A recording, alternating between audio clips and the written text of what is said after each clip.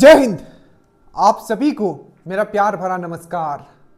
Video number 2 हमने आपको promise किया है कि जो साइंस जो है one of the best among all, जो बेस्ट कंटेंट होता है कि सर कुछ ऐसे क्वेश्चंस आते हैं जिससे हम परेशान हो गए थे पिछली बार, तो उन क्वेश्चंस को भी किस तरीके से डील करना है। क्लास 10 का जितने भी आपके एनसीईआरटी से जो कंसेप्ट से जो क्वेश्चंस निकाले गए थे वो हमने आपको बेहतरीन तरीके से करवाना स्टार्ट कर दिया है।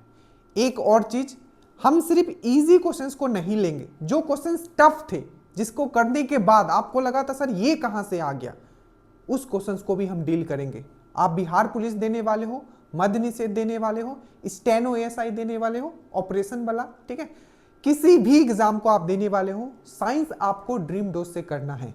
एक और चीज मैं आपको बताता हूं, कभी भी अगर आप ड्रीम डोज का वीडियो देखते हो, हमारा कोशिश ये रहेगा कि हम उन चीजों को भी बताएं जिससे आप लाखों लोगों को पीछे छोड़ने वाले हो। तो अंत तक इस वीडियो को देखिएगा, ठीक है। एक एक क्वेश्चंस बेहतरीन क्वेश्चंस हैं एनसीईआरटी से जो आपके पूछे गए थे, और एक क्वेश्चंस अगर इलेक्ट्रिसिटी से पूछा गया है तो उससे जितने भी आपके शिफ्ट हुए थे हम सब चीज यहां कवर करने वाले हैं। And again I am telling you, content के मामले में ये अनबीटेबल होगा। उससे पहले एक चीज मैं और बता दूं, बहुत लोग बोल रहे थे कि सर जो श्योर सिलेक्शन जो ग्रुप बैच जो स्टार्ट किया गया है, ठीक है, उससे कैसे जुड़ना है। ये आपके सपोर्ट से जो हमने आपके लिए ये स्टार्ट किया था। अगर आप बिहार पुलिस देने वाले हो या एक्साइज देने वाले हो, मद्य निषेध, एक रूटीन दिया जाएगा आपको, उसके साथ आपके वीडियो होंगे और उसके साथ बेहतरीन आपका पीडीएफ होगा, और अगले दिन फिर उसका टेस्ट होगा। आप बिहार दरोगा देने वाले हो, बिहार पुलिस देने वाले हो, मद्य निषेध देने वाले हो, मेंस देने वाले हो, सब चीज आपका कवर हो जाएगा। अगर आप चाहते हो कि मुझे सर मद्य निषेध में अगर रिजल्ट लेना है, श्योर सिलेक्शन ग्रुप से आप जुड़ जाइएगा। बस इतना आपसे कहना है, हमने लिंक नीचे दे दिया है, इसमें आपको कुछ नहीं सोचना है, जो दिया जाएगा वीडियो के नीचे पीडीएफ आपको पढ़ना है, वीडियो आपको देखना है और अगले दिन उसका टेस्ट लगाना है। बट याद रखिएगा, मेहनत करना पड़ेगा। सर जितना मेहनत कर रहे हैं उसका डबल आपको मेहनत करना है, ठीक है। स्टार्ट करते हैं हम लोग। थोड़ा समय लेता हूं शुरू में, उसका माफी चाहूंगा क्योंकि बहुत लोग पूछते हैं कि सर कैसे जुड़ना है, ठीक है, तो इसीलिए एक बार ज्यादा नहीं बताऊंगा मैं उन चीजों को, ठीक है। क्वेश्चन नंबर 6 तक हम लोग कर लिए थे, आगे हम लोग करते हैं, ठीक है। और वो जो है उसमें सब चीज हम लोग करेंगे, पूरा जीएस देखेंगे। और साइंस में तो आप सिर्फ पीवाईक्यू का एनालिसिस का सिर्फ पीडीएफ पढ़ के चल जाना, काम आपका हो जाएगा, ठीक है। चलिए, क्वेश्चन नंबर 6 तक हम लोग ने कर लिया था, अब हम लोग 7th स्टार्ट करते हैं। चलिए देखिए, पहला क्वेश्चन जो ये बनाया गया था, ठीक है, बेहतरीन क्वेश्चंस था। एक और क्वेश्चंस बनाया गया इसी प्रकार का, ये वाला एक क्वेश्चंस, ये दोनों क्वेश्चंस आपके बिहार पुलिस के क्लास 10 के एनसीईआरटी से इलेक्ट्रिसिटी चैप्टर से बनाया गया था, ठीक है। अब देखो, इसको इतनी बेहतरीन तरीके से मैं समझा रहा हूं और जितने क्वेश्चंस पूछे गए। पहला है आपका कि which of the following is wrong, निम्नलिखित में से कौन सा कथन गलत है। पेपर उठाओगे 4 से 5 ऐसे स्टेटमेंट बेस्ड क्वेश्चंस भी थे, ठीक है, तो इनमें से कौन सा गलत है। वोल्ट मीटर को समांतर में जोड़ा जाता है, ठीक है। वोल्ट मीटर जो आइडियल वोल्ट मीटर होता है, ठीक है, आदर्श वोल्ट मीटर जो होता है उसका प्रतिरोध 0 होता है, ठीक है। एम मीटर जो होता है उसको सीरीज में जोड़ा जाता है, ठीक है। आइडियल एम मीटर जो होता है उसका जो रेजिस्टेंस होता है वो आपका इनफाइनाइट होता है, ये बोला गया। तो इसमें से कौन सा सही है ये आपका पूछा गया, आपको बताना है, ठीक है। देखिए, तो इसको बताने से पहले हम देखते हैं कि क्या क्या क्वेश्चंस पूछे गए हैं, साथ में हम इस चीज को भी पूरा करेंगे। तो सबसे पहले हम देखेंगे कि आज तक जितने भी जो पिछला 2 आपका बिहार पुलिस का एग्जाम हुआ है, ठीक है, उसमें क्या क्या क्वेश्चंस पूछे गए हैं, इंक्लूडिंग आपका बिहार दरोगा एक्साइज। देखिए, सबसे पहले मैं एक इलेक्ट्रिसिटी का मैं ये ड्रॉ करता हूं, ठीक है। ये हो गया आपका बैटरी, क्या हो गया, बैटरी, ये हो गया प्लस साइन, ये हो गया आपका माइनस साइन। यहां मैंने लगाया है आपका एम मीटर। एम मीटर क्या नापेगा, पूछा जाता है बहुत बार, बेसिक क्वेश्चन है, तो एम मीटर करंट नापता है, ठीक है। उसके बाद हम यहां लगाते हैं लोड कुछ भी हो सकता है, और हर एक लोड में क्या होता है, प्रतिरोध होता है। तो हमने यहां रेजिस्टेंस का सिंबल लगा दिया, ठीक है, रेजिस्टेंस लगा दिया, और ये हमने आपको पूरा यहां जोड़ दिया। और यहां हमने लगाया है वोल्ट मीटर। तो वोल्ट मीटर किस लिए, तो वोल्ट मीटर ये सबसे बेसिक सर्किट है जो आपका एनसीईआरटी में दिया हुआ है, और इसी से जितने भी क्वेश्चंस अभी आगे हैं वो आपको दिखेंगे। देखो सबसे पहला क्वेश्चन आपको याद रखना है कि क्वेश्चन जब ये बनाया गया तो इसका सिंपल सा कंसेप्ट था, अगर आपको पूछेगा जो एम मीटर होता है क्या नापता है, तो बेसिक एकदम क्वेश्चन जो पूछा गया था वो है आपका ये क्या नापता है, ये करंट नापता है। पहला पॉइंट, पहला क्वेश्चन, पहला पॉइंट। दूसरा आपको पूछेगा जो ये एम मीटर है ये कैसे लगाया जाता है, तो हमेशा याद रखिएगा जो एम मीटर होता है वो हमेशा किस में लगाया जाता है, श्रेणी क्रम में, सीरीज में लगाया जाता है। तो एम मीटर जो होता है आपको अच्छे से याद रखना है, एम मीटर क्या नापता है, करंट नापता है, और एम मीटर जो होता है वो हमेशा श्रेणी क्रम में लगाया जाता है, मतलब ये सीरीज के फॉर्म में लगाया जाता है। ठीक है, ये चीज समझ में आया। नेक्स्ट याद रखिएगा अगर हम लोग सीरीज बोलते हैं तो यहां ये भी याद रखिएगा, 2 पॉइंट यहां से और निकले थे। एमसीबी, एमसीबी घर में होता है मिनिएचर सर्किट ब्रेकर, इसका फुल फॉर्म याद रखना मिनी। और देखो कनेक्ट करना है आपको, आप टीचर नहीं हो, सबसे पहला आप एक स्टूडेंट हो, जितना चीजों को कनेक्ट करोगे आप उन चीजों में क्या हो जाओगे, आप एक्सपर्ट हो जाओगे। तो जैसे हमने यहां सीरीज बोला, यहां से 2-3 क्वेश्चंस आपको पूछे गए। सबसे पहला एमसीबी मिनिएचर सर्किट ब्रेकर जो आपके घर में लगाया जाता है वो हमेशा सीरीज में लगाया जाता है। तो एमसीबी क्या होता है आपका सीरीज में लगाया जाता है। ठीक है, ये क्वेश्चन पूछा गया था। उसी तरीके से आपका फ्यूज का जो वायर होता है, तो फ्यूज का वायर कैसे होता है, तो सीरीज में लगाया जाता है। फ्यूज का वायर नहीं, दैट मींस फ्यूज जो होता है वो कैसे लगाया जाता है, आपका फ्यूज भी आपका सीरीज में श्रेणी क्रम में लगाया जाता है। सीरीज मतलब श्रेणी, तो फ्यूज भी सीरीज में लगता है, एमसीबी भी सीरीज में लगता है, ये पूछा गया है। साथ ही साथ फ्यूज से 2 क्वेश्चंस आपके पूछे गए थे, अगर आप पेपर उठाओगे। पहला, फ्यूज किससे बना होता है, तो शीशा, दैट मींस लेड और टीन से बना होता है। ठीक है, तो लेड एंड टीन का जो कॉम्बिनेशन होता है, एक एलॉय बनता है, लेड एंड टीन से मिलके आपका क्या बनता है, तो फ्यूज का वायर बनता है। अब कितना बेहतरीन क्वेश्चन और पूछा गया है, देखो। और मैं एक चीज बताता हूं, नोबडी, ठीक है, I am telling you nobody, ठीक है, जो मैं जिस तरीके से कनेक्ट करा के पूरा पेपर पढ़ने के बाद मैं ये सब चीज करवा रहा हूं। ठीक है, 4 से 5 दिन से पेपर ही एनालिसिस किए कि किससे क्या क्या क्वेश्चंस पूछे गए थे और सबको कनेक्ट कर दे रहा हूं। ठीक है, अब देखो फ्यूज से और 2 चीज पूछा गया था, पता है और क्या पूछा गया, एक तो ये पूछ लिया गया कि किससे बना होता है, तो लेड एंड टीन से बना होता है। दूसरा पूछा गया था कि जो ये डायरेक्ट एनसीईआरटी का एक लाइन उठा के पूछ दिया था कि जो फ्यूज जो है, ठीक है, उसका प्रॉपर्टी कैसा रहना चाहिए, उसका गुण कैसा रहना चाहिए। तो याद रखिएगा लो मेल्टिंग पॉइंट, मतलब उसका गलनांक बिंदु जो है कम होना चाहिए, क्योंकि अगर गलनांक बिंदु कम नहीं होगा तो क्या होगा, मान लो हाई करंट आया तो गलनांक क्या होना चाहिए, कम होना चाहिए। हाई करंट आया, हीट होगा, वो टूट जाएगा, अंदर घर में आपका लाइट बचा रहेगा, जो भी आपका सामान है। तो इसका क्या होना चाहिए, लो आपका क्या होना चाहिए, मेल्टिंग पॉइंट, मतलब गलनांक जो होना चाहिए वो गलनांक बिंदु कम होना चाहिए, तो लो मेल्टिंग पॉइंट होना चाहिए। ठीक है, प्लस क्वेश्चंस बहुत घुमा के था, low melting point but high resistance, प्रतिरोध बहुत ज्यादा होना चाहिए। तो गलनांक जो होगा वो क्या होगा, वो कम होगा, और प्रतिरोध क्या होगा, बहुत ज्यादा होगा। तो जैसे ही अगर हाई करंट आएगा वो गल जाएगा, और वो प्रतिरोध ज्यादा है तो करंट को पास भी नहीं होने देगा, सर्किट ब्रेक। ठीक है, तो लो मेल्टिंग पॉइंट, ठीक है, प्लस हाई रेजिस्टेंस। ठीक है, हाई रेजिस्टेंस। तो जो आपका फ्यूज का प्रॉपर्टी याद रखिएगा क्या होता है, लो मेल्टिंग पॉइंट होता है, गलनांक बिंदु कम होता है, बट इसका रेजिस्टेंस, प्रतिरोध जो होता है इसका बहुत ज्यादा होता है। किससे बना होता है, तो लेड एंड टीन से बना होता है। और ये कैसे लगाया जाता है, तो एमसीबी, अब फ्यूज हम लोग यूज नहीं करते, फ्यूज की जगह एमसीबी यूज करते हैं।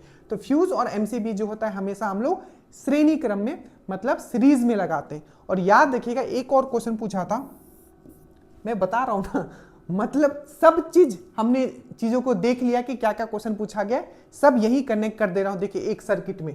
अब देखो फ्यूज से एक और क्वेश्चन पूछा गया था कि फ्यूज जो होता है किस सिद्धांत पे काम करता है, तो याद रखिएगा heating effect of electric current, जो विद्युत का जो हीटिंग इफेक्ट होता है उस पे काम करता है। तो हीटिंग इफेक्ट ऑफ, हीटिंग उष्मा का, ठीक है, हीटिंग मतलब उष्मा, heating effect of electric current. ठीक है, तो हीटिंग इफेक्ट, तो फ्यूज से इतना ही क्वेश्चन पूछा गया। पहला किससे बना होता है, तो लेड एंड टीन से बना होता है। इसका प्रॉपर्टी गुण क्या होता है, तो लो मेल्टिंग पॉइंट और हाई रेजिस्टेंस। ठीक है, और ये किस सिद्धांत पे काम करता है, तो उष्मा का, ठीक है, इफेक्ट जो होता है इलेक्ट्रिक करंट के लिए, that means heating effect of electric current पे ये काम करता है। ये फ्यूज और ये सीरीज में लगाया जाता है, ठीक है। तो ये यहां से पूछा गया था, मैंने यही आपको कवर कर दिया, ठीक है।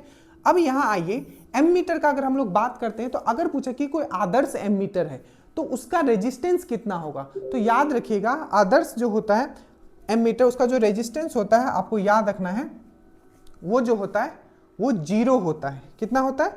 0।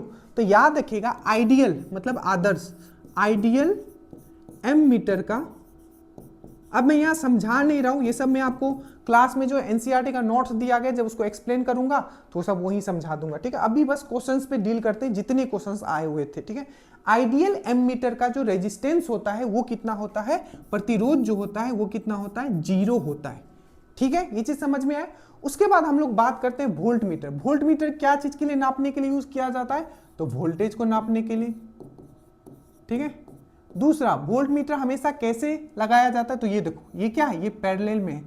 कोई सर्किट पैरेलल में है कि सीरीज में, हम लोग कैसे देखते हैं, तो याद रखिएगा सीरीज वाले सर्किट में क्या होता है, करंट इक्वल होता है। तो याद रखिएगा सीरीज सर्किट मतलब करंट जो होगा उस सर्किट में इक्वल होगा।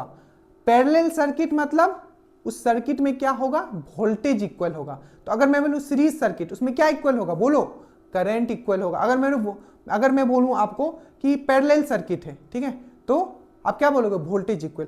बोलोगे सर बहुत अच्छा बात आप तो बताए हैं, बोलोगे ना, अरे बोलोगे क्यों, क्योंकि क्वेश्चन पूछा जाता है आपके घर से कि घर में जो वायरिंग होता है वो कैसा होता है।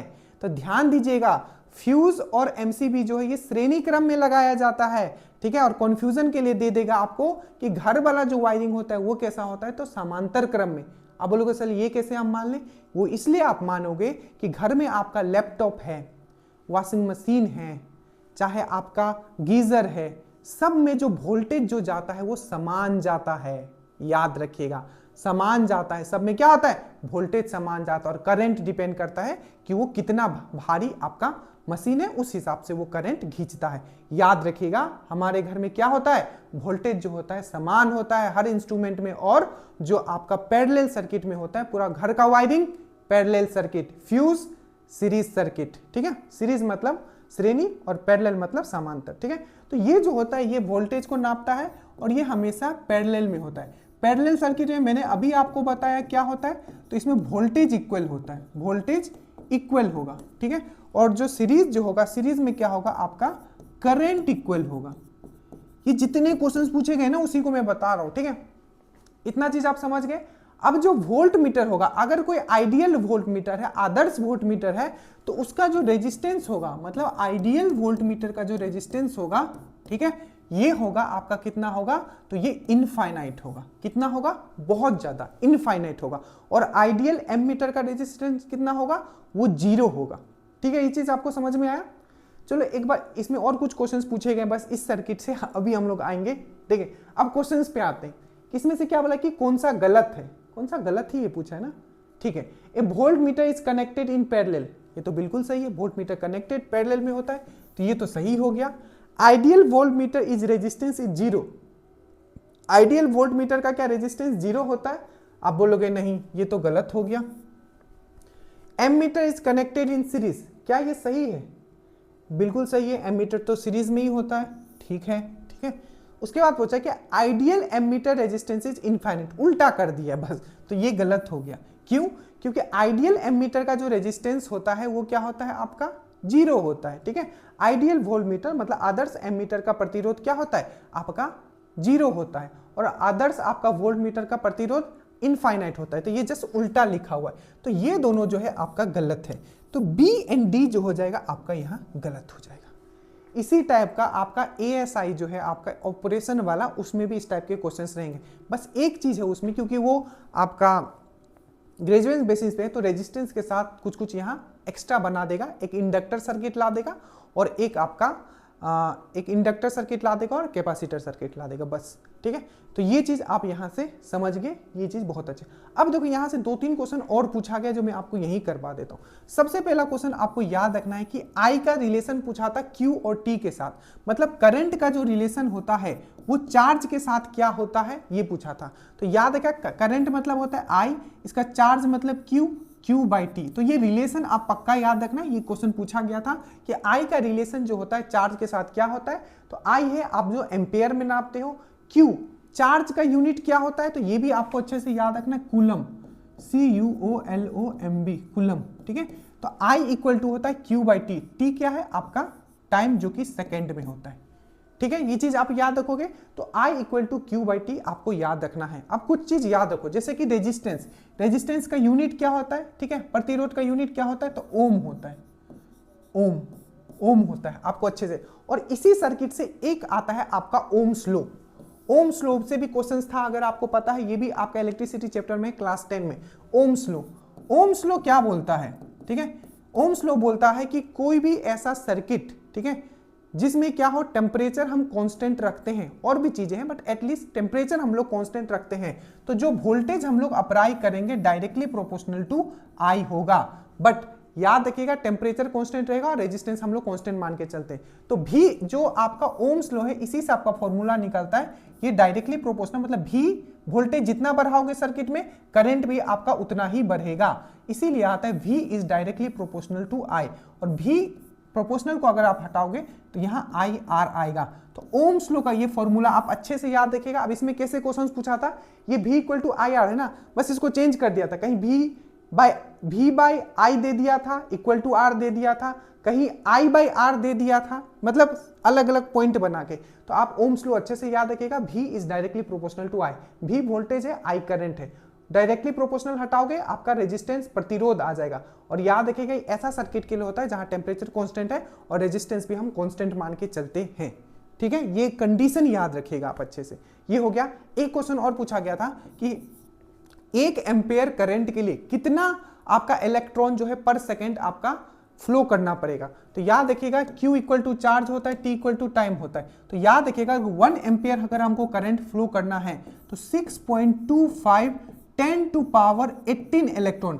इवन ये सेम क्वेश्चन 12 अभी 1799 जो हुआ है उसमें भी ये क्वेश्चन था, ठीक है। तो 1 एम्पियर के लिए 6.25 इंटू 10 टू पावर 18 इलेक्ट्रॉन पर सेकेंड। तो मान लीजिए कोई अगर ये एक वायर है, ठीक है, ये क्वेश्चन पूछा गया था, ठीक है, कि क्वेश्चन इस तरीके से फ्रेम था, बताता हूं। देखो क्वेश्चन था कि कोई भी एक वायर है, तो अगर इसमें हमें 1 एम्पेयर करंट पास करवाना है तो कितना इलेक्ट्रॉन हमें पर सेकेंड पास करवाना होगा। तो याद रखिएगा 6.25 इंटू 10 टू पावर 18 इलेक्ट्रॉन पर सेकेंड। और एक इलेक्ट्रॉन पे चार्ज कितना होता है, तो याद रखिएगा 1 इलेक्ट्रॉन पे जो चार्ज होता है ये होता है 1.6 इंटू 10 टू पावर -19 कूलम होता है। ये चीज याद रखिएगा। चार्ज का यूनिट क्या है, तो वो है आपका कूलम, ठीक है। आई थिंक ये इतने क्वेश्चंस थे, बाकी अगर और याद आएगा तो हम आगे आएंगे। जितना दिमाग में था हमने करवा दिया।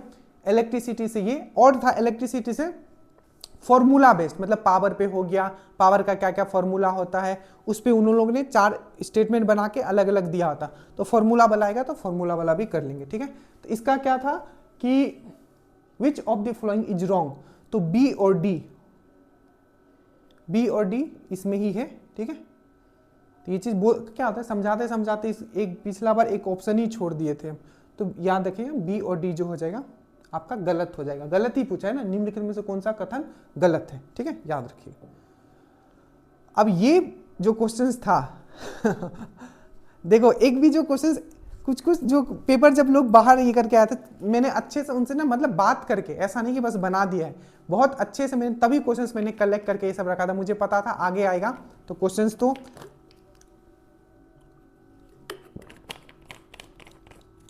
इजी क्वेश्चन सबको याद रहता है।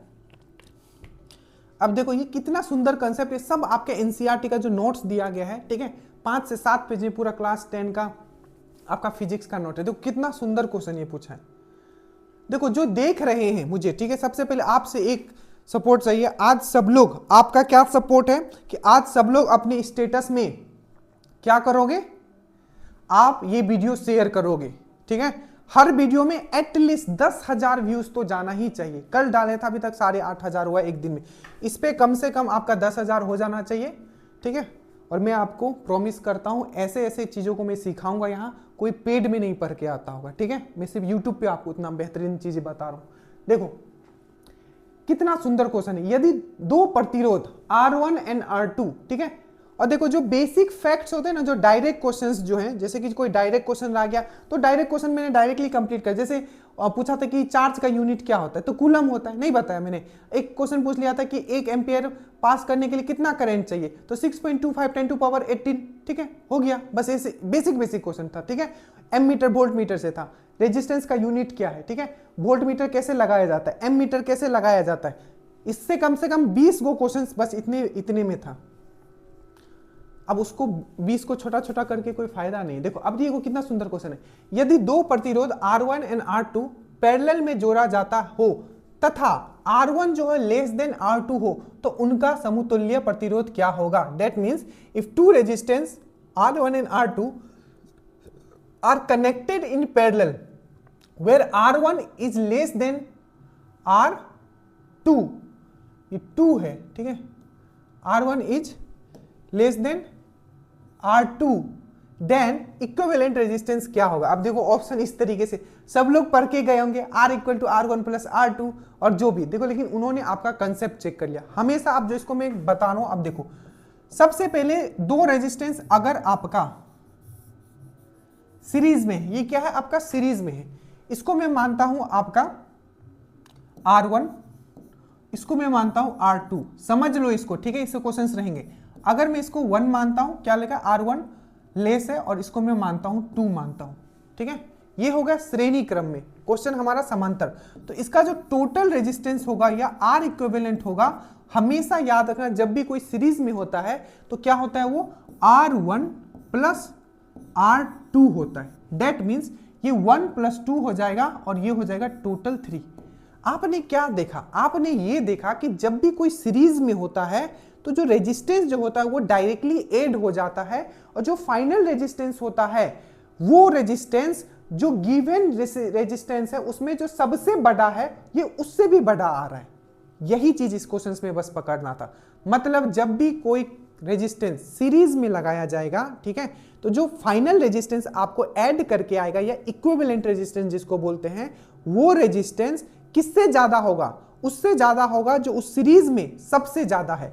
जैसे कि इसमें 2 है तो 2 से भी ज्यादा आएगा, 3 आ गया। यही चीज हम लोग करते हैं आप पैरेलल में। ये क्या था आपका सीरीज, ये क्या है पैरेलल। अब देखो यहां हम लोग एक करते हैं, ठीक है, दूसरा हम लोग यहां एक करते हैं, ये दोनों क्या है, ये पैरेलल में है। मान लो ये है आपका R1 और ये है आपका R2, ठीक है। आपको ये पता होना चाहिए जब भी कोई चीज पैरेलल में होता है तो दो अगर रेजिस्टेंस पैरेलल में तो इसका R इक्विवेलेंट कैसे निकलता है, R1 into R2 divided by R1 plus R2, ये होता है इसका फॉर्मूला, ठीक है, आपको डायरेक्टली निकालने का, R1 into R2 R1 plus R2, ठीक है, याद रहेगा। अब देखो अगर R1 मैंने यहां 1 लिया है, ठीक है, R2 ये बस मैं समझा दे रहा हूं, अगली बार आपको इतना करने की जरूरत नहीं पड़ेगी, आप डायरेक्टली कर लोगे, पहला पॉइंट। दूसरा, अगर डायरेक्ट क्वेश्चंस आता है, जैसे ये एक सेट में इस तरीके के भी क्वेश्चंस थे, 2 दे दिया था, पूछा R इक्विवेलेंट क्या है, इवन ये बीपीएससी में भी पूछा गया था, R1 एंड R2 इस तरीके से देखे तो R इक्विवेलेंट कैसे होता है, R1 into R2 R1 plus R2।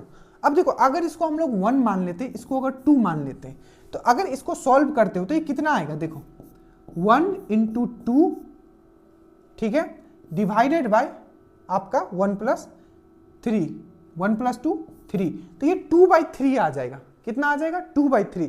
तो अब एक चीज देखो, ये तो क्या आ जाएगा, पॉइंट में आ जाएगा। जैसे अगर मैं इसको करता हूं, ठीक है, ये 2/3 आ जाएगा, 3, ठीक है, तो 0 पॉइंट आएगा, ठीक है, और इसको करेंगे तो 18 आएगा, तो मतलब 0.6 कुछ आएगा, 0.6 आएगा, ठीक है, 0.6 आएगा। अब एक चीज ध्यान दो कि जो इक्विवेलेंट रेजिस्टेंस आया है, जो सबसे छोटा था इसमें, सबसे छोटा क्या है 1, ये उससे भी छोटा है। मतलब हमने कंसेप्ट ये निकाला कि अगर सीरीज में कोई रेजिस्टेंस दो कनेक्टेड है तो फाइनल रेजिस्टेंस जो होगा, जो सबसे बड़ा था उस सीरीज में रेजिस्टेंस, उससे भी बड़ा होगा। जैसे कि देखो ये 2 था यहां सबसे बड़ा, 1 2 में, तो जो फाइनल रेजिस्टेंस आया ये 2 से भी बड़ा आया, 3 आ गया। और हमने ये समझा कि अगर वही चीज पैरेलल में होता है तो जो फाइनल रेजिस्टेंस होगा वो जो सबसे छोटा है वो उससे भी छोटा होगा। तो देखो ये दोनों यहां क्या है, ये 1 है, आया क्या है आपका 0.6। तो यही कंसेप्ट आपको याद रखना है सीरीज और पैरेलल का, बस ये काम हो गया। देखो if two resistance R1 and R2 are connected in parallel where R1 is less than R2, ठीक है, then the equivalent resistance R क्या होगा, ये R1 प्लस R2 होगा, नहीं होगा। सबसे पहला बात क्यों, क्योंकि ये पैरेलल में है, ये तो हो ही नहीं सकता। दूसरा देखो ये तो हो नहीं सकता। दूसरा देखो R equivalent is less then R1, तो R इक्विवेलेंट सबसे छोटा कौन है, सबसे छोटा है आपका R1। तो क्या जो आपका R इक्विवेलेंट है वो R1 से छोटा होगा, बिल्कुल यही सही आंसर होगा। अब देखो जब ऐसा क्वेश्चन आएगा तो आप कितने लोगों को पीछे छोड़ोगे, बताओ खुद। कम से कम 2 से 3 लाख को आप एक बार में पीछे छोड़ दोगे, क्योंकि उन लोग सिर्फ रट के गए होंगे, ठीक है, और जो भी कहीं से भी है, ठीक है। तो अब देखो ये होगा R इक्विवेलेंट से ग्रेटर देन R1, नहीं होगा, क्योंकि ये छोटा से भी छोटा होगा। R equivalent equal to R1, नहीं, ये इसका सही आंसर होगा। ये फॉर्मूला दोनों याद रखोगे, रेजिस्टेंस सीरीज में होता है तो कैसे होता है, पैरेलल में होता है तो कैसे निकालते हैं, फॉर्मूला से भी आया हुआ है, ये वाला फॉर्मूला से, इवन बीपीएससी में भी आया हुआ है, ठीक है। तो बीपीएससी और बिहार पुलिस, ठीक है, साइंस में बिहार पुलिस कम नहीं है, ठीक है। तो ये चीज आपको याद रखना है। बाकी रेजिस्टेंस का आपका यूनिट आपको याद रखना है क्या होता है, तो आपका ओम होता है। चलिए क्वेश्चन नंबर 3 पे आते हैं। अगेन बेहतरीन क्वेश्चन, ये डायरेक्ट क्वेश्चन आपका आया हुआ था, ठीक है। देखो अब जितने भी पॉइंट्स पूछेंगे सब लोग सब चीज बेसिक जो पूछा गया हम इसी में कवर कर लेंगे, और जो कॉन्सेप्ट बोला है मैंने उसको क्वेश्चंस बना दिए। देखो magnification of a convex mirror always, उत्तल दर्पण का आवर्धन हमेशा होता है, क्या होता है आपको ये बताना। अगर आपने कुछ नहीं भी पढ़ा है, अगर आपने थोड़ा सा दिमाग लगाया, आसपास चीजों को देखते हो, जो कि मैं हमेशा कहता हूं साइंस आपके आसपास ही रहता है, चीजों को देखा करो, तब आप ये with in A second answer मार दोगे। यहां बोला कि कॉन्वेक्स मिरर का आवर्धन क्या होता है, आवर्धन मतलब आपका मैग्निफिकेशन, मैग्निफिकेशन किसी चीज को बड़ा दिखाना, मैग्निफाइड, ठीक है। तो अगर आपको याद हो कॉन्वेक्स मिरर जो होता है, ठीक है, उसका जो आपका मैग्निफिकेशन होता है वो हमेशा क्या होता है आपका लेस देन 1 होता है। तो इसका सही आंसर ये हो जाएगा। अब सबसे पहले जो जो पॉइंट से पूछे गए क्वेश्चन हम आपको बता रहे। देखो सबसे पहले अगर हम लोग मैग्निफिकेशन का बात करते हैं, आपका आवर्धन का बात करते हैं, तो मैग्निफिकेशन का जो फॉर्मूला होता है ये अच्छे से याद रखना, -v/u या height of image by height of object. अब ये क्या है, इमेज मतलब प्रतिबिंब, ऑब्जेक्ट मतलब वस्तु। तो इसका 2 फॉर्मूला होता है। मैग्निफिकेशन सबसे पहले ये आपका बताता क्या है कि जो आपका इमेज है, ठीक है, वो आपके ऑब्जेक्ट के कंपेयर, इमेज मतलब प्रतिबिंब, ऑब्जेक्ट मतलब वस्तु, ठीक है, साइंस के वर्ड है, इंग्लिश में याद रखने की कोशिश करो। 6 से 7 क्वेश्चन आपके इंग्लिश के भी रहेंगे, ठीक है। तो मैग्निफिकेशन आवर्धन, आवर्धन क्या बताता है कि जो आपका इमेज बना है, ठीक है, वो आपका ऑब्जेक्ट से, दैट मींस वस्तु से छोटा है या बड़ा है। आपने कॉन्वेक्स मिरर, मैंने आपको यहां बोला कॉन्वेक्स मिरर। अब सबसे पहले याद करो कि कॉन्वेक्स मिरर का यूज कहां किया जाता है, मतलब उत्तल दर्पण का यूज कहां किया जाता है। तो सबसे पहले आपको दिमाग में आएगा जो बार बार पूछा जाता है, रियर व्यू, मतलब जो गाड़ी का जो शीशा होता है, जो पिछला चीजों को देखने में यूज किया जाता है, उसको हम लोग बोलते हैं रियर व्यू। रियर व्यू, तो आप यहां समझोगे अगर रियर व्यू में तो सब चीज हमको छोटा ही दिखता है, इवन हम पूरा सामने भी चल जाए तभी भी क्या होता है, हम छोटे ही दिखते हैं, और पीछे रहेंगे तो पूरा का पूरा एरिया ही कवर कर लेता है। मतलब आपने क्या देखा, अगर आप एक ऑब्जेक्ट हो, अगर आप दूर रहते हो तो आपको क्या छोटा ही दिखता है, और जितना भी पास होगो तभी भी आप छोटा ही दिखते हो। अपने कंपेयर में पूरा मास एरिया पीछे का कवर कर लेता है। मतलब जो कॉन्वेक्स मिरर है, जो उत्तल दर्पण है, उसमें आपका इमेज जो होता है वो हमेशा क्या होता है, आपका ऑब्जेक्ट के कंपेयर में छोटा होता है। इमेज मतलब प्रतिबिंब, ऑब्जेक्ट मतलब वस्तु, ठीक है। तो याद रखिएगा वही चीज है कि जो आपका जब भी हम लोग कॉन्वेक्स मिरर का बात करेंगे तो उसका जो आपका जो मैग्निफिकेशन होगा वो हमेशा क्या होगा, वो आपका लेस देन 1 होगा। देखिए एक चीज समझो, मैं बता रहा हूं, अगर मैग्निफिकेशन, ठीक है, ग्रेटर देन 1 है, मतलब मैग्निफिकेशन जो है ग्रेटर देन 1 है, तो इसमें क्या होगा, आपका इमेज जो होगा, इमेज का साइज वो बड़ा होगा आपका ऑब्जेक्ट के साइज से। ये मैं समझा भी चुका हूं आपको इमेज बना बना के। अगर मैग्निफिकेशन लेस देन 1 होगा तो इमेज का जो साइज होगा वो क्या होगा, लेस देन होगा आपका ऑब्जेक्ट के साइज से, ये याद रखना, ठीक है। और मान लो कि मैग्निफिकेशन अगर 1 आ गया, आवर्धन अगर 1 आ गया, तो इमेज का जो साइज होगा वो इक्वल होगा आपका ऑब्जेक्ट का, मतलब प्रतिबिंब जो बनेगा वो इक्वल होगा वस्तु के साइज का, ठीक है। ये चीज याद रखना और ये फॉर्मूला आप पक्का याद रखना, ठीक है। बट जब हम लोग कॉन्वेक्स मिरर का बात करते हैं उसका यूज कहां करते हैं, तो रियर व्यू में। और एक और याद रखिएगा, ये पूछा गया था आपका बिहार पुलिस में, स्ट्रीट लाइट में सब लोग कॉनकेव मिरर मार के आए थे, इसमें अवतल दर्पण मार के आए थे। बल्कि मैंने 2 से 3 महीना पहले मैंने स्ट्रीट लाइट के सामने जाके मैंने वीडियो बनाया था, मैंने बार बार कहा था देखो ये आएगा, स्ट्रीट लाइट बिहार में हर जगह लग रहा है सोलर वाला, ठीक है, ये आएगा, ठीक है। तो स्ट्रीट लाइट जो होता है उसमें जो मिरर यूज होता है, ठीक है, वो होता है आपका कॉन्वेक्स मिरर होता है, मतलब आपका उत्तल दर्पण होता है, ये भी चीज याद रखिएगा। रियर व्यू में भी क्या होता है, आपका उत्तल दर्पण होता है। कॉन्वेक्स मिरर का हमेशा जो होगा आपका मैग्निफिकेशन, आवर्धन जो होगा वो आपका लेस देन 1 होगा, क्योंकि इसमें इमेज जो बनता है, प्रतिबिंब जो बनता है वो हमेशा ऑब्जेक्ट से छोटा रहता है, ठीक है। समझ में आया? अब एक चीज समझाओ मुझे, ठीक है, ये उत्तल दर्पण दिया है तो इस तरीके से, अगर अवतल दर्पण दे दे तो क्या होगा, थोड़ा कंफ्यूज कर सकता था, जो आपको आगे वाले क्वेश्चंस में आपको मिलेगा, ठीक है। ये चीज याद रखिएगा। एक चीज मैं और बता देता हूं, देखो ये प्लस, ये 1 से बड़ा रहेगा तो इमेज बड़ा रहेगा, 1 से छोटा रहेगा तो इमेज छोटा हो जाएगा। अगर m = 1 होगा तो आपका ऑब्जेक्ट, इमेज और ऑब्जेक्ट सेम रहेगा। याद रखिएगा जो आपका कॉन्वेक्स मिरर है, ठीक है, कॉन्वेक्स मिरर के लिए बस ये वाला चीज ही पॉसिबल है। क्या है? सिर्फ ये चीज ही पॉसिबल है कॉन्वेक्स मिरर के लिए, ठीक है, उत्तल दर्पण के लिए। बट हम लोग अवतल दर्पण का अगर हम लोग बात करेंगे तो ये तीनों चीज पॉसिबल होगा, हम आगे अभी देखेंगे, ठीक है। देखिए एक कंसेप्ट यहां आप और क्लियर कर लो, अगर एग्जाम में आ गया, ठीक है, कि जो मैग्निफिकेशन है नेगेटिव है, तो अगर मैग्निफिकेशन नेगेटिव है, ठीक है, चलो पहले ये वाला हम लोग, ये चीज आप समझ गए। अब इधर आइए, अब सेम क्वेश्चंस ट्विस्ट करके आपको डाल देगा, जो अगली बार आएगा वो इजी था क्योंकि डायरेक्ट था। अब देखो इसमें क्या होगा, अवतल दर्पण का, दैट मींस आपका magnification of concave mirror can be, ठीक है। अवतल दर्पण का आवर्धन क्या हो सकता है, जल्दी से बताइए। ग्रेटर देन 1 हो सकता है, लेस देन 1 हो सकता है, इक्वल टू 1 हो सकता है, या उपरोक्त में से सभी हो सकता है।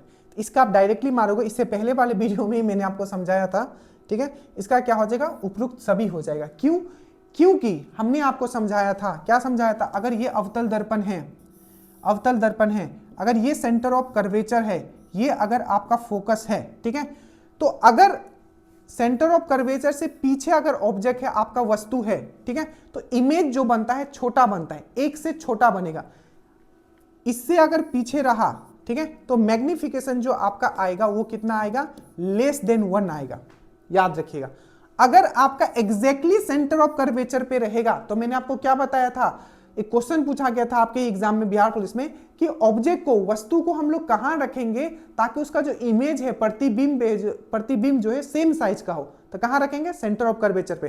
तो इमेज और ऑब्जेक्ट अगर सेम बन रहा है कहां, आपका सेंटर ऑफ कर्वेचर पे, तो मैग्निफिकेशन इक्वल टू आपका 1 हो जाएगा। क्यों? क्योंकि मैग्निफिकेशन जो होता है ये होता है height of image, height of image by height of object, ठीक है। तो मैग्निफिकेशन अगर 1 रखेंगे तो 1 into height of object by height of image, ठीक है। ये सब चीजें आपको समझ के रखना है। तो याद रखिएगा, अगर अवतल दर्पण दिया हुआ है तो उसका मैग्निफिकेशन आपका लेस देन 1 भी हो सकता है, जब सेंटर ऑफ कर्वेचर से पीछे रहेगा, कर्वेचर से पीछे आपका ऑब्जेक्ट रहेगा, ठीक है। उसका ग्रेटर देन 1 भी हो सकता है, जब सेंटर ऑफ कर्वेचर से आपका आगे रहेगा। जैसे जैसे हम लोग आगे बढ़ते हैं कॉनकेव मिरर में, तो इमेज बड़ा बनते हुए जाता है, ठीक है। अरे कॉनकेव मिरर में होता है, अभी एग्जांपल समझाऊंगा, ठीक है। जैसे जैसे आगे बढ़ेंगे तो, और एग्जैक्टली अगर वस्तु, ठीक है, ऑब्जेक्ट अगर सेंटर ऑफ कर्वेचर पे है तो उसका इक्वल टू 1 हो जाएगा। तो ये भी होगा, कब होगा, जब सेंटर ऑफ कर्वेचर के ये आगे रहेगा। ये कब होगा, जब सेंटर ऑफ कर्वेचर के पीछे रहेगा। और ये कब रहेगा, जब सेंटर ऑफ कर्वेचर पे एग्जैक्ट आपका वस्तु रहेगा, ठीक है। याद रहेगा, याद रहेगा कि नहीं रहेगा, जल्दी से बताइए। अगर मैं एक क्वेश्चन यहां और पूछा गया था, ठीक है, अभी कनेक्ट नहीं करूंगा, नहीं तो फिर कंफ्यूज हो जाओगे कि मैग्निफिकेशन पॉजिटिव होगा तो क्या होगा, नेगेटिव होगा तो क्या होगा, ठीक है, वो मैं बाद में करूंगा, ठीक है। अभी बस इतना आप याद रखना, ये वाला चीज आप सब चीज याद रखना। एक बार कॉनकेव मिरर का हम देख लेते हैं, क्योंकि यहां से क्वेश्चन पूछा गया था। सबसे पहले कॉनकेव मिरर का यूज क्या है, ठीक है, अवतल दर्पण का क्या क्या यूज है। देखो सबसे पहले याद रखना, मैं जल्दी जल्दी करवा देता हूं। सोलर कुकर याद रखना, सोलर कुकर में किस टाइप का मिरर यूज होता है, सोलर कुकर, तो आपको याद रखना है सोलर कुकर में जो होता है आपका कॉनकेव मिरर यूज होता है। दूसरा क्वेश्चन आपको याद रखना है, ठीक है, जो डेंटिस्ट होते हैं उनका भी मिरर होता है, तो डेंटिस्ट जो अपने मिरर किस टाइप का मिरर यूज करते हैं डेंटिस्ट, तो याद रखिएगा कॉनकेव मिरर, ठीक है। साथ में याद रखिएगा जो आपका गाड़ी का जो हेडलाइट होता है, हेडलाइट का मैं बात कर रहा हूं, गाड़ी का जो हेडलाइट होता है, कार या व्हीकल हेडलाइट बोल सकते हो, व्हीकल का जो हेडलाइट होता है उसमें क्या होता है आपका कॉनकेव अवतल दर्पण होता है। साथ ही साथ याद रखिएगा जो सर्च लाइट होता है, बड़ा बड़ा सर्च लाइट पुलिस लोग यूज करते हैं, तो सर्च लाइट में भी यही होता है, सर्च लाइट। ये सब पूछे गए हैं, ठीक है, ऐसे ही नहीं मैं लिख रहा हूं, सर्च लाइट। और कंफ्यूजन में आपको फंसा देगा वो, याद रखना ट्रैफिक जो लाइट होता है, ठीक है, ट्रैफिक लाइट होता है जो आपका ब्लाइंड स्पॉट पे एक मिरर, ट्रैफिक लाइट नहीं, आपका ट्रैफिक मिरर होता है। देखो वो इतना गोल करके मिरर होता है, ध्यान दियो कभी, एकदम जब एकदम मान लो कोई आपका मुरान वाला जगह है, तो वहां एक उधर बहुत बड़ा क्या लगाया होता है, आपका एक मिरर लगाया होता है, ताकि आदमी को दिख जाए अगर कोई उधर से आ रहा है और कोई इधर से आ रहा है कि हाँ कोई आ रहा है, उसे बड़ा सा लगाया होता है, जिसको बोला जाता है ब्लाइंड मिरर। ब्लाइंड मिरर होता है या ट्रैफिक मिरर, आपको लिखा हुआ आएगा blind mirror, traffic mirror, search light, car का हेडलाइट, ठीक है, सोलर कुकर और dentist, even saving mirror, saving जो करते हैं, सेविंग मिरर। मुझे बस इसमें यह समझाना था आपको, कंसेप्ट बस मेन चीज था, ये तो सिर्फ आप लोग कहीं भी पढ़ते होगा और मैंने आपको रिवाइज, यहां मुझे समझाना था कि जो मैग्निफिकेशन होता है, जो आवर्धन जो होता है, उसका कंसेप्ट क्या है। आवर्धन ये बताता है कि जो आपका इमेज बना है वो ऑब्जेक्ट से छोटा होगा कि बड़ा। अगर मैग्निफिकेशन अगर 1 है तो इमेज का हाइट और ऑब्जेक्ट का हाइट दोनों सेम होगा। अगर मैग्निफिकेशन अगर ग्रेटर देन 1 है तो क्या होगा, आपका इमेज का जो हाइट है वो ग्रेटर होगा कंपेयर टू आपका ऑब्जेक्ट का। और अगर छोटा है मैग्निफिकेशन, लेस देन 1 आ रहा है, 1 से कम आ रहा है, दैट मींस आपका इमेज का हाइट छोटा होगा आपका ऑब्जेक्ट से, ठीक है। बट ये भी मैंने आपको समझाया कि जो छोटा वाला बात है, कहीं छोटा हो जा रहा है, कहीं बड़ा हो जा रहा है, कहीं सेम हो जा रहा है, ये कंसेप्ट सिर्फ आपका कॉनकेव मिरर में होगा, अवतल दर्पण में होगा। जब हम लोग कॉन्वेक्स मिरर का बात करेंगे, जो कि आपका ये क्वेश्चन पूछा गया था, तो यहां हमेशा मैग्निफिकेशन लेस देन 1 होगा, क्योंकि यहां जो इमेज बनता है वो हमेशा छोटा बनता है। और कॉन्वेक्स मिरर में कैसा बनता है, आपका वर्चुअल बनता है, आभासी बनता है। याद रखना, ये भी क्वेश्चन पूछा गया था, अभी दिमाग में आ गया। याद रखना कि जब भी कॉन्वेक्स मिरर अगर पूछे कि कैसा इमेज बनाएगा, कैसा प्रतिबिंब बनाएगा, तो हमेशा याद रखना आभासीय, वर्चुअल, आभासीय, वर्चुअल, इरेक्ट मतलब सीधा, वर्चुअल मतलब आपका क्या, आभासी, इरेक्ट मतलब सीधा, और एक डिमिनिश मतलब छोटा एकदम बनाएगा, एकदम छोटा। तो अगर आपको मैं पूछूं कि कॉन्वेक्स मिरर जो है, उत्तल दर्पण जो कैसा बनाता है, आभासी बनाता है, छोटा बनाता है और सीधा इमेज बनाता है, याद रखिएगा। यही क्वेश्चन अगर मैं पूछूं कि कॉनकेव मिरर अवतल दर्पण कैसा बनाता है, तो याद रखिएगा ये डिपेंड करेगा कि वो ऑब्जेक्ट कहां रखा है। दैट मींस इसमें आपका वर्चुअल भी बन सकता है, ठीक है, वर्चुअल भी बन सकता है, इरेक्ट भी बन सकता है, और आपका मैग्नीफाइड मतलब बड़ा भी बन सकता है, ठीक है। और इसमें आपका रियल भी बन सकता है और इन्वर्टेड भी बन सकता है, ठीक है। आपका छोटा भी बन सकता है, छोटा ही लिख देता हूं, या बड़ा भी बन सकता है। अब कल ही मैंने आपको समझाया था, ये पूरा अब कहीं से भी वो पूछ लेगा, किधर से भी पूछ लेगा, आप सब क्वेश्चंस आप बना लोगे। पूरा का पूरा ऑप्टिक्स से जो क्वेश्चंस पूछा गया था वही मैंने क्लियर कर दिया। याद रखिएगा, जो आपका कॉनकेव मिरर है, जो अवतल दर्पण है, बस एक जगह ऐसा होता है जहां वो आपका आभासी, क्या आभासी, दैट मींस वर्चुअल आपका इमेज बनाता है। वर्चुअल मतलब आभासी, ठीक है। वर्चुअल इमेज एक ही जगह बनाता है। कब बनाता है, जब वो क्या होता है, पी एंड एफ के बीच में होता है। जब आपका वस्तु पोल और फोकस के बीच में होगा, वस्तु कहां होगा, पोल और फोकस के बीच में होगा, तभी वो वर्चुअल बनाएगा, इरेक्ट बनाएगा और बहुत ही बड़ा बनाएगा। तो बस ये एक कंडीशन याद कर लो कि कब वो वर्चुअल बनाएगा, बाकी जितना भी टाइम वो बनाएगा वो हमेशा रियल बनाएगा, वास्तविक बनाएगा, उल्टा बनाएगा, इन्वर्टेड बनाएगा, और बड़ा होगा कि छोटा होगा ये तो उसके पोजीशन पे डिपेंड करेगा कि वो कहां रख रहा है। और बस एक ही जगह वो वर्चुअल बनाएगा, इरेक्ट बनाएगा और मैग्नीफाइड मतलब बड़ा बनाएगा जब वो P और F के बीच में। ये जो मैं क्लास करवा रहा हूं, मैं फिर से आपको रिमाइंड करता हूं, आप अमोंग दी टॉपर रहोगे, ठीक है। बस इतना थोड़े छोटे छोटे चीज है को मैंने आपको कनेक्ट कर दिया, ठीक है। अब देखना इस वीडियो से कितने क्वेश्चंस आएंगे। अब आइए क्वेश्चन नंबर इस पे कि thickness of the ozone layer, ozone layer का जो थिकनेस है वो किसमें नापा जाता है। क्या बोला है कि ओजोन लेयर का जो थिकनेस है वो किसमें नापा जाता है, यहां पूछा गया है। अब ध्यान दीजिए, ओजोन लेयर का अगर हम लोग थिकनेस का बात करते हैं तो ये किसमें नापा जाता है, ये आपका डॉप्सन यूनिट में नापा जाता है। अब आइए ओजोन लेयर पे, सबसे पहला क्वेश्चन आपका पूछा गया था। अब ओजोन लेयर से जितने क्वेश्चन आपके जो शिफ्ट हुए थे, सबसे पहले इसको किसमें नापा जाता है, तो डॉप्सन यूनिट में, डॉप्सन यूनिट में, ठीक है। दूसरा क्वेश्चन आपका पूछा गया था ज्योग्राफी से इसको कनेक्ट करके कि जो आपका ओजोन लेयर होता है वो कौन से लेयर में मिलता है, तो समताप मंडल में मिलता है। दैट मीन्स आपका स्ट्रेटोस्फेयर में मिलता है, स्ट्रेटोस्फेयर में मिलता है। ये दो क्वेश्चन डायरेक्ट था। एक कौन से यूनिट में इसका थिकनेस जो है नापा जाता है, तो डॉप्सन यूनिट में। कौन से आपके लेयर में मिलता है, एटमॉस्फेरिक जो लेयर है, ठीक है, उसमें किसमें मिलता है, तो समताप मंडल में, दैट मीन्स स्ट्रेटोस्फेयर में। तीसरा, ये किस चीज से हमें बचाता है, तो अल्ट्रावायलेट रेड से, अल्ट्रावायलेट किरणें से बचाता है, अल्ट्रावायलेट किरणों से हमें बचाता है, अल्ट्रावायलेट रेज से बचाता है। अब यहां देखो, यही आपको कनेक्ट करना है। क्वेश्चन पूछा गया था कि यूवी रेज जो है ये किसके द्वारा डिस्कवर किया गया था, तो रिटर के द्वारा ये किया गया था। किसके द्वारा, आपको रिटर के द्वारा ये किया गया था, आपको याद रखना है, ठीक है। किसके द्वारा किया गया था, इसका इनका पूरा नाम था जॉन विलियम रिटर। ऐसे रिटर याद रखोगे तभी भी चलेगा, ठीक है। रिटर नाम, हमें रिटर ही याद है, इनका पूरा नाम है जॉन विलियम रिटर, ठीक है। तो यूवी रेस को किसने डिस्कवर किया था, जॉन विलियम रिटर।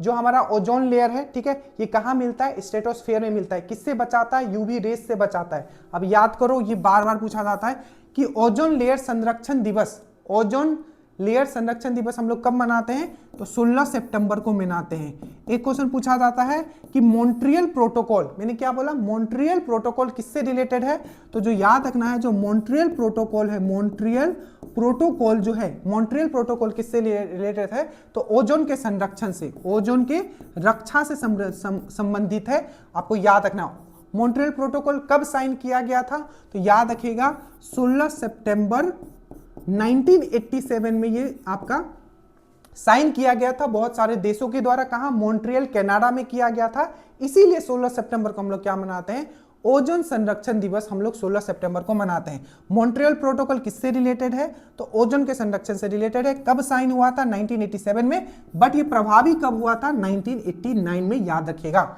ठीक है। जितने क्वेश्चन पूछे गए थे मैं वो करवा दे रहा हूं, ठीक है, ओजोन से। एक और याद रखिएगा कि ओजोन जो है पूछा गया था किसका एलोट्रॉफ है, एलोट्रॉप मतलब अपरूप है, किसका ये अपरूप है, ठीक है। तो किसका अपरूप है, ये एलोट्रॉप है, अपरूप है। तो याद रखिएगा ये जो है आपका ऑक्सीजन का, किसका, ऑक्सीजन का, ठीक है। इसका फॉर्मूला क्या होता है ओजोन का, O3। और हमेशा याद रखिएगा, पूछा जाएगा ओजोन जो है ये कैसा गैस है, तो ये हरित गृह गैस है। दैट मीन्स आपका ग्रीन हाउस गैस है। कैसा है, ग्रीन हाउस गैस है, याद रखिएगा। कैसा है, ग्रीन हाउस गैस है, आपको याद रखना है, ठीक है। ग्रीन हाउस गैस है, याद रखिएगा, ठीक है। इसमें एक क्वेश्चन और था,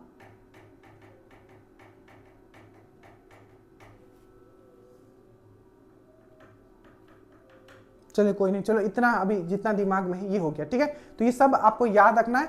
पास्कल का बात करते हैं। सबसे पहले पास्कल से पूछा गया था, अरे इस बार दरोगा में वो इस टाइप का क्वेश्चन पूछा गया, पास्कल बताओ स्केलर क्वांटिटी है कि वेक्टर। याद रखिएगा ये स्केलर क्वांटिटी है, स्केलर क्वांटिटी है। अब मुझे बताना कि स्केलर क्वांटिटी को हिंदी में क्या बोलते हैं, ठीक है। सदिश राशि या अदिश राशि, ठीक है। देखो तो ये क्या है आपका स्केलर क्वांटिटी, क्या है आपका एक स्केलर क्वांटिटी है। अब यहाँ आइए, ठीक है, अब यहाँ आइए, ये है आपका एक चीज और याद रखना, पास्कल से पास्कल का फॉर्मूला क्या होता है, पास्कल किसका यूनिट है, तो प्रेशर का यूनिट है, प्रेशर मतलब दाब का यूनिट है, किसका, दाब का यूनिट। प्रेशर इक्वल टू होता है फोर्स बाय एरिया, फोर्स का यूनिट क्या होता है, न्यूटन, एरिया मीटर स्क्वायर। तो याद रखिएगा 1 पास्कल इक्वल टू 1, क्वेश्चन इस तरीके से था, 1 पास्कल इक्वल टू क्या होगा, 1 न्यूटन मीटर स्क्वायर, क्योंकि पास्कल जो है किसका यूनिट है, तो पास्कल यूनिट है प्रेशर का, दाब का, और दाब का जो फॉर्मूला होता है आपका फोर्स बाय एरिया होता है, और फोर्स को हम लोग लिखते हैं न्यूटन, एरिया को लिखते हैं हम लोग मीटर स्क्वायर। तो 1 pascal equal to 1 newton per metre square. याद रखिएगा पास्कल जो है प्रेशर का यूनिट है। साथ ही साथ एक और पॉइंट आपको याद रखना है, क्या याद रखना है कि आपका बार, बार BAR, बार भी किसका यूनिट है, आपका प्रेशर का, दाब का। 1 बार इक्वल टू होता है, आपको अच्छे से याद रखना है, 1 बार इक्वल टू होता है 10⁵ पास्कल, याद रखिएगा 10⁵ पास्कल। यहां मैं इसको मिटा देता हूं क्योंकि कुछ कुछ ऑप्शन से क्वेश्चन आपके थे, ठीक है। तो ये आपका पास्कल, टेस्ला बहुत इंपॉर्टेंट है, super super super super super important, बहुत बार पूछा गया है ये, ठीक है, कि टेस्ला किसका यूनिट है। तो याद रखिएगा magnetic flux density, that mean चुंबकीय फ्लक्स घनत्व का, चुंबकीय फ्लक्स घनत्व का यूनिट क्या है, आपका टेस्ला। ये कैसे बनता है, मैग्नेटिक फ्लक्स डेंसिटी, चुंबकीय फ्लक्स डेंसिटी कैसे बनता है, तो फ्लक्स, फ्लक्स को कैसे लिखते हैं, फ्लक्स का यूनिट क्या है, फ्लक्स का यूनिट क्या है, फ्लक्स का जो यूनिट है ये है आपका वेबर, ये भी बहुत बार पूछा गया है। तो flux divided by area, area मतलब मीटर स्क्वायर, तो weber per metre square, weber किसका यूनिट है, फ्लक्स का यूनिट है, मीटर स्क्वायर एरिया का यूनिट है, तो वेबर पर मीटर स्क्वायर क्या होता है, आपका टेस्ला होता है। तो एग्जाम में आपको पूछे कि चुंबकीय फ्लक्स घनत्व का यूनिट क्या है, weber per metre square, Tesla, तो ये दोनों ऑप्शन में होगा और आंसर होगा आपका डी। तो आप डी पे टिक मारिएगा, ठीक है, खुश होके इस पे जल्दी मत मार देना। और एक चीज और पूछा गया था कि जो चुंबकीय फ्लक्स घनत्व होता है इसका यूनिट जो होता है गॉज में भी लिखते हैं, गॉज, वो क्या होता है, तो 1 टेस्ला इक्वल टू होता है 10⁴ गॉज, याद रखना क्या है, 10⁴ गॉज, ठीक है, 10⁴ गॉज, ठीक है, 10⁴ गॉज, ठीक है। तो ये हो गया, आगे चलते, नहीं तो इसी में जितना है इसी में निकल जाएगा। देखिए व्हाट इज दी, ये तो बेसिक है, आपको सबको पता है, व्हाट इज दी ऐसा यूनिट ऑफ एनर्जी, ऊर्जा का यूनिट क्या होता है, आप जल्दी से बताइए, वाट होता है, न्यूटन होता है, जूल होता है या पास्कल होता है। पास्कल के बारे में मैंने अभी समझाया था, ठीक है। तो इसका सही आंसर क्या हो जाएगा, सही आंसर हो जाएगा जूल। अब देखो जो चीज मैं बता रहा हूं, ठीक है, उस पर ध्यान देना, जितने इससे क्वेश्चन पूछे गए मैं सब करवा रहा हूं, थोड़ा जो ट्रिकी टाइप का, ट्रिकी बोल सकते हो, ठीक है, ठीक है, बाकी आप पढ़े हो तो आपको ट्रिकी नहीं लगेगा। देखिए सबसे पहले याद रखना यूनिट ऑफ एनर्जी क्या है, मैंने जूल बोला, याद रखिएगा unit of energy that means ऊर्जा, ऊर्जा मतलब एनर्जी, एनर्जी का यूनिट, ठीक है, और वर्क का यूनिट जो होता है समान होता है, दैट मींस कार्य का यूनिट जो होता है समान होता है। तो ऑप्शन में जब भी पूछे कि किसका यूनिट समान होगा तो एनर्जी और वर्क का यूनिट समान होगा। अगर एनर्जी को हम लोग जूल में लिखते हैं, जूल में लिखते हैं, तो हम लोग वर्क को भी जूल में लिख सकते हैं। और वर्क के बारे में अगर मैं यहां आपको उठा के लिख दूं, एकदम ध्यान से समझना, वर्क इक्वल टू होता है, ये फॉर्मूला पक्का याद रखना, इस बार भी आया हुआ था आपका 1799 फर्स्ट शिफ्ट का फर्स्ट क्वेश्चन, ठीक है। वर्क इक्वल टू होता है FD cos थीटा, ये थीटा किसके बीच में एंगल है, आपका फोर्स, मान लीजिए फोर्स हम इधर लगा रहे हैं, ठीक है, और डिस्टेंस, डिस्टेंस मतलब किसी चीज को धकेल रहे हैं, वो भी जा भी उधर ही रहा है, तो ये फोर्स और जो विस्थापन है, मतलब बल और विस्थापन के बीच में जो एंगल है ये cos थीटा है। अब देखो FD, F का मतलब होता है न्यूटन, D का मतलब होता है मीटर, मतलब आपने ये समझा कि वर्क जो है इसको एक और यूनिट में हम लोग लिख सकते हैं न्यूटन मीटर। और यहीं से कंसेप्ट पे आपको क्वेश्चन पूछ लिया था, क्या पूछा था, देखो 1 जूल इक्वल टू क्या होता है, ये क्वेश्चन था, 1 जूल इक्वल टू क्या होता है। अब उन्होंने क्या किया था, न्यूटन बाय मीटर कर दिया था, न्यूटन मीटर स्क्वायर कर दिया था, इसी तरीके से क्वेश्चन फॉर्म था, ठीक है। तो ये जो था ये क्या हो जाएगा, 1 जूल इक्वल टू हो जाएगा 1 न्यूटन मीटर। अरे क्योंकि जूल इसका भी यूनिट होता है, एनर्जी का यूनिट क्या होता है, जूल होता है, वर्क का यूनिट क्या होता है, जूल होता है। तो अगर एनर्जी को हम लोग लिख सकते हैं जूल, ठीक है, तो 1 जूल इक्वल टू हम लोग 1 न्यूटन मीटर हम लोग लिख सकते हैं। अब यहां ध्यान देना, अगर मैं बोलता हूं, क्या बोलता हूं, देखिए 1 जूल नहीं, 1 कैलोरी, 1 कैलोरी, कैलोरी क्या है, तो ये भी ऊर्जा के यूनिट है आपका। बोलते हैं ना आज इतना कैलोरी हम खाए हैं, इतना कैलोरी का ऊर्जा मिल रहा है। ये हीट के फॉर्म में भी हम लोग हीट क्या है, उसमें क्या है, वो भी एक क्या है आपका ऊर्जा है, एनर्जी है। हीट क्या है, फॉर्म ऑफ एनर्जी है, तो उसको हम लोग कैलोरी में नापते हैं। अगर कैलोरी भी ऊर्जा का यूनिट है तो कैलोरी 1 कैलोरी इक्वल टू कितना जूल होता है, तो याद रखिएगा 1 कैलोरी इक्वल टू होता है 4.18 जूल। ठीक है, याद रखिएगा। एक पॉइंट यहां से और याद रखिएगा, जैसे कि घर में हम लोग एनर्जी यूज करते हैं, जैसे लाइट वाइट जल रहा है, तो ये क्या है, कॉमर्शियल चीज है, व्यवसाय वाला चीज है, तो इसको हम लोग जूल में नहीं देखते, इसको क्या में देखते हैं, किलो वाट आवर। किस में देखते हैं, kilo watt hour. 1 kilo watt hour equal to होता है आपका 1 यूनिट। बोलते हैं ना आज घर का मतलब गांव में 1 यूनिट का 4 रुपया है, 5 रुपया है, ठीक है, तो 1 किलो वाट आवर ये भी किसका यूनिट है, आपका एनर्जी का। कैलोरी किसका यूनिट है, एनर्जी का। जूल किसका यूनिट है, एनर्जी का। न्यूटन मीटर किसका एनर्जी है, आपका एनर्जी का। और ऐसा यूनिट अगर पूछे तब आपको मानना है, सिर्फ जूल याद रखना है। ठीक है, अब देखो तो 1 किलो वाट आवर को अगर हम लोग जूल में लिखते हैं, 1 किलो वाट आवर को अगर हम लोग जूल में लिखते हैं तो 3.6 इंटू 10⁶ आपका जूल होता है। जितने क्वेश्चंस यहां से पूछे गए थे, ठीक है, जितने क्वेश्चंस आपको यहां से पूछे गए थे एनर्जी, और इससे हमने आपको यहां करवा दिया। अब वाट किसका है, तो ये पावर का है। वाट किसका होता है, पावर का। वाट किसका है, शक्ति का यूनिट है।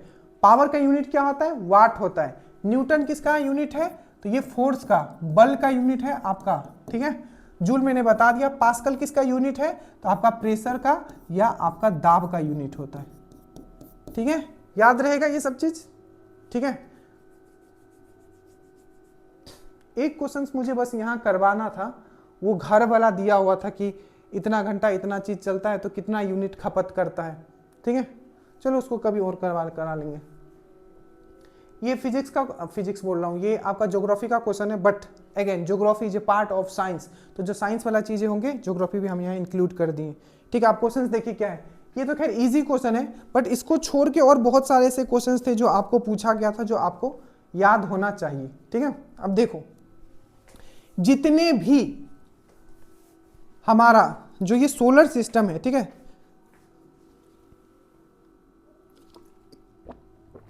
इससे क्वेश्चंस पूछे गए थे, वो हम आपके सामने यहां डील करने वाले हैं। सबसे पहले तो 2 क्वेश्चन सबसे बार बार पूछा गया था कि अपसोर, दैट मीन्स एपिहिलन, एपिहिलन, ठीक है, एपिहिलन कब होता है और पेरिहिलन कब होता है। एपिहिलन मतलब होता है अपसोर। अपसोर मतलब जो अर्थ जो है सन से, ठीक है, किस दिन सबसे ज्यादा दूर पे होता है। ठीक है, किस दिन सबसे ज्यादा दूर पे होता है, तो याद रखना अपसोर जो होता है ये होता है 4 जुलाई को। ये बहुत सारे शिफ्ट में था ऐसा। और पेरिहिलन जो होता है, ठीक है, ऐसा क्यों होता है पता है, क्योंकि एक चीज मैं समझाता हूं। जैसे कि ये सन है ना, तो जो ऑर्बिट है, जो कक्ष है, वो गोल नहीं है पूरा, ठीक है, जिसपे अर्थ जो है गोल गोल घूम रहा है। एक्चुअली ये क्या अंडाकार है, इस तरीके से, इस तरीके से, इस तरीके से। तो कभी क्या हो जाता है, बहुत सामने हो जाता है, और कभी क्या हो जाता है, ये बहुत दूर होता है। तो हमारा जो ऑर्बिट है, जो कक्ष है जिसपे अर्थ घूमता है, वो अंडाकार है, वो गोल नहीं है पूरा, इसीलिए ये चीज होता है। तो एपिहिलन का अगर हम लोग बात करते हैं, अपसोर का बात करते हैं, तो ये 4 जुलाई को होता है। पेरिहिलन का हम लोग बात करते हैं, ठीक है, तो ये आपका 3 जनवरी को होता है। ठीक है, ये चीज याद रखिएगा। और एक क्वेश्चन बात चलाई है तो हम यही कर देते हैं, ठीक है, कि क्वेश्चन पूछा गया था कि सूर्य को छोड़ के, सूर्य को छोड़ के, ठीक है, देखो क्वेश्चन कैसे था,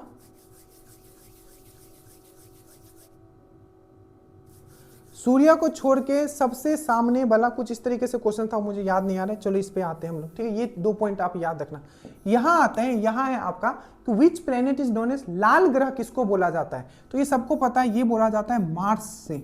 ठीक है, जो पॉइंट्स याद नहीं आ रहे घबराना नहीं, अगले क्लास तक मैं लिख लूंगा, अगली बार से लिख लूंगा जो जो आया था, तो दिमाग में याद रहेगा। ठीक है, देखो मार्स से, मार्स क्या होता है, इसको लाल ग्रह बोलते हैं। क्यों? क्योंकि इसमें आयरन ऑक्साइड बहुत ज्यादा मिलता है। क्या? Iron oxide. पहला क्वेश्चन। दूसरा क्वेश्चन, ठीक है, इसके कितने सैटेलाइट है? ठीक है, कितने सैटेलाइट है मतलब कितने इसके उपग्रह है? तो इसके 2 उपग्रह है, फोबोस एंड डाइमोस। पूछा ये गया था कि फोबोस एंड डाइमोस जो है किसके उपग्रह है? तो आपको याद रखना है फोबोस एंड डाइमोस जो है किसका उपग्रह है? आपको याद रखना है ये मार्स का है। और याद रखिएगा पूरा सोलर सिस्टम में जो सबसे छोटा उपग्रह है वो कौन सा है? वो डाइमोस है। ठीक है, स्मॉलेस्ट सैटेलाइट, सबसे छोटा उपग्रह जो है, स्मॉलेस्ट सैटेलाइट जो है, सबसे छोटा जो उपग्रह है, यह है आपका डाइमोस। मार्स से और क्या पूछा गया है? ध्यान दीजिए, मार्स में एक ऐसा पर्वत है माउंट ओलंपियस, आई थिंक इसको बोला जाता है, एक बार मैं चेक कर लेता हूं। ठीक है, माउंट ओलंपियस, क्योंकि गलत नहीं होना चाहिए, माउंट ओलंपियस ही बोला जाता है। ठीक है, तो एक पूरा जैसे कि सोलर सिस्टम में हमारा अर्थ भी आता है, हमारा धरती भी आता है, तो जो धरती पे जो सबसे ऊंचा चोटी है माना जाता है कि वो माउंट एवरेस्ट है। तो माउंट एवरेस्ट के भी 3 गुना है। कौन? Mount Olympus. तो याद रखिएगा कि सोलर सिस्टम का सबसे ऊंचा पर्वत माउंट ओलंपस, ठीक है, ये कहां है? तो ये मार्स में है, आपको अच्छे से याद रखना है। ठीक है, एक क्वेश्चन मरकुरी से पूछा गया था। ठीक है, याद रखना मरकरी से क्या पूछा गया था कि कौन सा ऐसा ग्रह है, ठीक है, जो 88 डेज लेता है। कितना? 88 डेज लेता है पूरा का पूरा परिक्रमा करने में, सन को परिक्रमा करने में 88 डेज। तो याद रखना मरकरी जो है 88 डेज लेता है, ये भी चीज याद रखना, ये क्वेश्चन आपका पूछा गया था। ठीक है, ये अगर हम लोग वेनस का बात करें, शुक्र का बात करें, याद रखना सुबह का तारा शाम का तारा किसको कहते हैं? वेनस को कहते हैं। ठीक है, अर्थ की जुड़वा बहन किसको कहते हैं? हम लोग वेनस को कहते हैं, ये भी चीज याद रखिएगा। सबसे हॉटेस्ट और सबसे ब्राइटेस्ट मतलब सबसे गर्म वाला ग्रह और सबसे चमकीला वाला ग्रह किसको बोलते हैं? ये भी हम लोग शुक्र को बोलते हैं, याद रखिएगा वेनस को बोलते हैं। जुपिटर, इससे क्या क्वेश्चन पूछा गया था अगर याद करो? पूछा गया था कि पूरा का पूरा जो ये सोलर सिस्टम है, ठीक है, ये जो पूरा का पूरा सोलर सिस्टम है, इसमें कौन सा ऐसा ग्रह है जो वैक्यूम क्लीनर के रूप में काम करता है, मतलब वो सफाई का काम करता है। तो याद रखिएगा जो आपका जुपिटर है ये एज ए वैक्यूम क्लीनर का काम करता है। अब बोलोगे सर ऐसा क्यों हम लोग बोलते हैं वैक्यूम क्लीनर का काम करता है? वैक्यूम क्लीनर क्या होता है? ऐसे सोख लेता है अपना अंदर गंदा। ये क्या करता है? इसके अंदर बहुत मैग्नेटिक पावर है, तो जो भी गंदगी फैली हुई है सोलर सिस्टम में उसको ये अपनी तरफ खींच लेता है। इसीलिए याद रखिएगा जुपिटर को हम लोग क्या बोलते हैं? तो हम लोग क्या बोलते हैं इसको? याद रखिएगा, इसको वैक्यूम क्लीनर हम लोग बोलते हैं। आपको अच्छे से याद रखना है, क्या बोलते हैं? वैक्यूम क्लीनर हम लोग इसको, जुपिटर को हम लोग बोलते हैं, याद रखिएगा। एक क्वेश्चन और आपका पूछा गया था, सी ऑफ ट्रैंक्विलिटी, ठीक है, सी ऑफ शांति का समुंदर जिसको हिंदी में बोला जाता है, कि सी ऑफ ट्रैंक्विलिटी कहां देखा जाता है? तो ये वही देखा जाता है, ठीक है, अर्थ का एक ही आपका नेचुरल सैटेलाइट है, अर्थ का एक ही आपका क्या है? प्राकृतिक सैटेलाइट है, ठीक है, वो है आपका उपग्रह है। वो कौन सा है? आपका चांद है, डेट मीन्स आपका मून है। तो सी ऑफ ट्रैंक्विलिटी कहां होता है? तो चांद पे होता है। ठीक है, शांति का समुंदर कहां होता है? तो चांद पे होता है। और ये भी याद रखिएगा 2 पॉइंट कि जो सन का सूर्य आने के लिए अर्थ पे कितना टाइम लगता है? तो 500 सेकेंड, 500 सेकेंड। वही मून का जो रेज है, मून का जो रेज है वो धरती पे आने के लिए कितना समय लगता है? तो 1.3 सेकेंड। इन दोनों में कंफ्यूज मत करना, सन का रेज आने के लिए 500 सेकेंड, मून का आने के लिए 1.3 सेकेंड आपका लगता है। ये चीज आपको याद रखना है, बहुत ही इंपॉर्टेंट है। ठीक है, एक क्वेश्चन पूछा गया था, ये मैंने शॉर्ट में भी करवाया था, ठीक है, कि धरती से दिखने वाला जो सबसे चमकीला तारा है वो कौन सा है? सन को आप हटा दो, ठीक है, सन को हटाने के बाद, ठीक है, तो सन सबसे सामने, अगर मैं पूछूं कि अर्थ का सबसे सामने वाला तारा कौन सा है, तो वो है आपका सन है। सन भी क्या? एक तारा है, याद रखिएगा। तो सन को छोड़ के सबसे चमकीला तारा जो आपको दिखता है वो कौन सा है? तो उसको हम लोग बोलते हैं साइरस या डॉग स्टार। ये डायरेक्ट क्वेश्चन आपके एग्जाम में आया कि चमकीला तारा जो धरती से हम लोग देखते हैं वो कौन सा है? तो वो है डॉग स्टार या आपका साइरस। याद रखिएगा जैसे कि सबसे छोटा सैटेलाइट जो है डाइमोस है, जो कि मार्स का है। तो सबसे बड़ा सैटेलाइट किसके पास है? जो सबसे बड़ा सैटेलाइट है वो बृहस्पति के पास है, जिसको हम लोग गैनामाइट बोलते हैं, गैनामाइट। माइड। तो गैनामाइड जो सैटेलाइट है, गैनामाइड जो सैटेलाइट है किसका है? तो ये जुपिटर का है, जो कि सबसे बड़ा है। अभी आपका दरोगा का 1799 क्वेश्चन पूछा गया था कि कौन सा ऐसा ग्रह है जिसके पास सबसे ज्यादा उपग्रह है, जिस नेट में सबसे ज्यादा सैटेलाइट है। तो आप बोलोगे सैटर्न। क्या बोलोगे? सैटर्न। ठीक है, आप क्या बोलोगे? सैटर्न। सैटर्न के पास क्या है? सबसे ज्यादा सैटेलाइट है। और याद रखिएगा इसका एक सैटेलाइट का नाम जो बार बार पूछा जाता है, टाइटन। टाइटन किसका सैटेलाइट है? तो आप बोलोगे टाइटन जो सैटेलाइट है वो सैटर्न का है। ध्यान से, टाइटन जो सैटेलाइट है ये आपका सैटर्न का है, बट यही लिखा हुआ आता है ट्राइटन। ट्राइटन जितने पूछे गए सब आपको करवा दूंगा। ट्राइटन ये आपको याद रखिएगा, ये है आपका नेपच्यून का। किसका? नेपच्यून। किसका है? नेपच्यून का है। वरुण का। ठीक है, वरुण। दैट मीन्स ये आपका नेपच्यून का है, वरुण का है। ठीक है, तो ट्राइटन और एक और है हिप्पोकैम्प। हिप्पोकैम्प, ये दो याद रखोगे, इससे पूछा गया था। नेपच्यून का ट्राइटन और हिप्पोकैम्प किसका है? नेपच्यून का है। टाइटन किसका है? टाइटन सैटर्न का। ट्राइटन किसका है? नेपच्यून का। और एक पूछा जाता है कि कौन सा ऐसा उपग्रह है, उसका उपग्रह बोला, कौन सा ऐसा ग्रह है, कौन सा ऐसा आपका सैटेलाइट है, क्या ही बोल रहा हूं, प्लेनेट है। ठीक है, हिंदी इंग्लिश में थोड़ा ध्यान रखना, ठीक है, क्योंकि दोनों बोलना पड़ता है।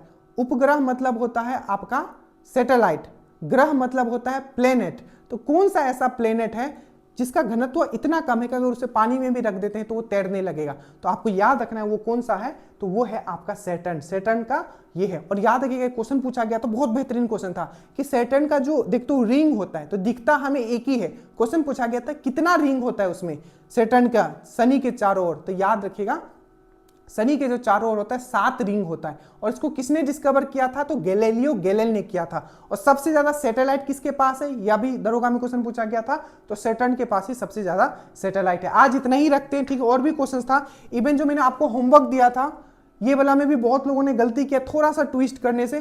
देखिए ये वाला क्लास आप पक्का ज्वाइन कर लेना, क्योंकि इसमें अगर आपका टारगेट है कि सर मुझे इस बार ही वर्दी लेना है, प्लीज इसको ज्वाइन कर लेना, ठीक है। आप बहुत बेनिफिट में रहोगे।